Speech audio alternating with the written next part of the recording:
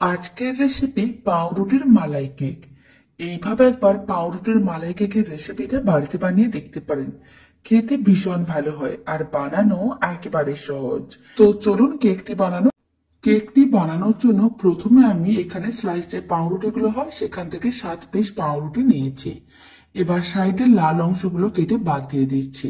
তবে আপনারা চাইলে লাল অংশগুলো রেখে দিতেও পারেন। যেহেতু আমি এখানে কেকটা সাদা বানাচ্ছি তাই লাল অংশটা বাদ দিয়ে দিলাম। এবার সমস্ত পাউরুটির সাইডে লাল অংশগুলো বাদ দিয়েছিলাম। একটা মিক্সিং বোলের মধ্যে পাউরুটির পিসগুলোকে এইভাবে একটু ছোট ছোট টুকরো করে ছিঁড়ে নিতে হবে, যাতে পাউরুটির টুকরোগুলো অনেক তাড়াতাড়ি নরম হয়ে যায়। এখন আমি দিয়ে দিলাম বেশ কিছুটা পরিমাণ দুধ, আর আমি দিয়ে দিচ্ছি 100 গ্রামের মতন চিনি। এবার খুব ভালো করে মিশিয়ে নিতে হবে। আর এখানে আমি গরম দুধ দিয়েছিলাম যাতে পাউরুটিগুলো অনেক তাড়াতাড়ি নরম হয়ে যায়। আর দিয়ে দিলাম অল্প একটু জল। খুব ভালো করে মিশিয়ে নিতে হবে। আপনারা দেখুন পাউরুটির টুকরোগুলো নরম হওয়া শুরু করে দিয়েছে। এবার এক সাইডে রেখে দিচ্ছি। এদিকে একটা কড়াইতে 1/2 লিটার দুধ নিয়েছিলাম। দুধটাকে খুব ভালো করে গরম করে ফুটিয়ে নিতে হবে। যখন দুধটা খুব ভালো করে গরম করে ফোটানো হয়ে যাবে তখন ফ্লেমটা লোতে করে দিতে হবে। আর গরম দুধের মধ্যে দিয়ে দিচ্ছি 100 গ্রাম গুঁড়ো দুধ। গুঁড়ো দুধটাও খুব ভালো করে মিশিয়ে নিতে হবে আর ফ্লেমটা লোতে রাখতে হবে। এবার আমি দিয়ে দিচ্ছি 3 চামচ চিনি। আর এখানে আমি 4 চামচের 3 চামচ চিনি দিচ্ছি। খুব ভালো করে মিশিয়ে নিতে হবে।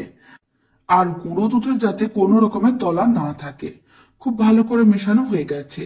প্রায় 3 মিনিটের মতন এইভাবে দুধটাকে ঘন করে নিয়েছিলাম। আপনারা দেখুন মালাইটা রেডি হয়ে গেছে। ফ্লেমটা অফ করে এক সাইডে রেখে দিয়েছি। এবার আমি যে মালাইটা রেডি করে রেখেছিলাম তার থেকে 1 হাতা মিশ্রণ নিয়ে এইভাবে মিক্সিং বোলের মধ্যে দিয়ে দিলাম। আর দিয়ে দিচ্ছি 100 গ্রামের মতন ময়দা। তারপরে খুব ভালো করে মিশিয়ে নিতে হবে। আর এরকম একটা মিডিয়াম ঘনত্বের ব্যাটার রেডি করে নিতে হবে। মিশ্রণটা খুব বেশি ঘনও না আবার খুব বেশি পাতলাও না। এবার আমি এর মধ্যে দিয়ে দিলাম 1/2 চামচের মতন বেকিং পাউডার আর তার হাফ বেকিং সোডা। যতটা আমি বেকিং পাউডার নিয়েছিলাম তার হাফ বেকিং সোডা, মানে 4 চামচের 4/1 ভাগ। বেকিং পাউডার ও বেকিং সোডাটা খুব ভালো করে মিশিয়ে নিতে হবে। প্রায় 2 মিনিট মিশ্রণটাকে খুব ভালো করে মিশিয়ে নিয়েছিলাম। কেকের মিশ্রণটা রেডি। এবার একটা স্টিলের পাত্রের মধ্যে মিশ্রণটা দিয়ে দিলাম।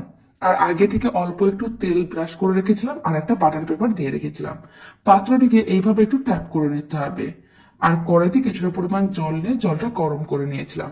কড়াইয়ের মধ্যে একটা স্ট্যান্ড রেখে দিলাম আর পাত্রটি রেখে দিতে হবে। তারপরে ঢাকনাটা বন্ধ করে দিতে হবে আর মিডিয়াম ফ্লেমে প্রায় 15 মিনিট রান্না করে নিতে হবে। ঢাকনার মধ্যে যে একটা ছোট্ট ছিদ্র আছে সেটাকে ছোট্ট কাগজের টুকরো দিয়ে বন্ধ করে দিলাম। 15 মিনিট রান্না করে নিয়েছিলাম। কেকটা রেডি হয়েছে কিনা একবার চেক করে নেব। তার জন্য এরকম একটা টুথপিক নিয়েছি। একটু চেক করে দেখে নিতে হবে। আপনারা দেখুন একেবারে পরিষ্কার, তার মানে কেকটা রেডি হয়ে গেছে।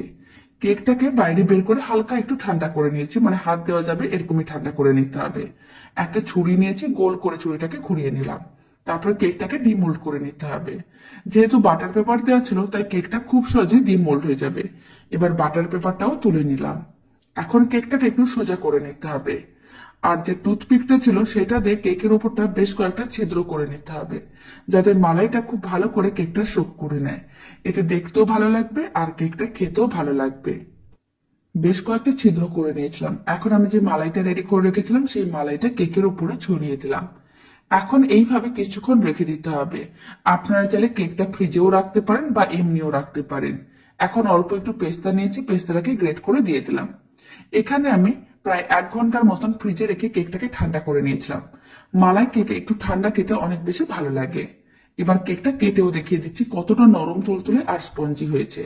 দারুণ স্বাদের পাউরুটির মালাই কেকের রেসিপিটা ভালো লেগে থাকলে আপনারা যদি ফেসবুক থেকে রেসিপিটা দেখছেন পেজটিকে ফলো করে নেওয়ার অনুরোধ রইল। ইউটিউব থেকে দেখলে চ্যানেলটি সাবস্ক্রাইব করে নেওয়ার অনুরোধ রইল। পাশে থাকা বেল আইকনটি প্রেস করে নেবেন নতুন রেসিপির আপডেট সবার আগে পাওয়ার জন্য। কেকটা দেখেই বোঝা যাচ্ছে কতটা নরম তুলতুলে আর স্পঞ্জি হয়েছে।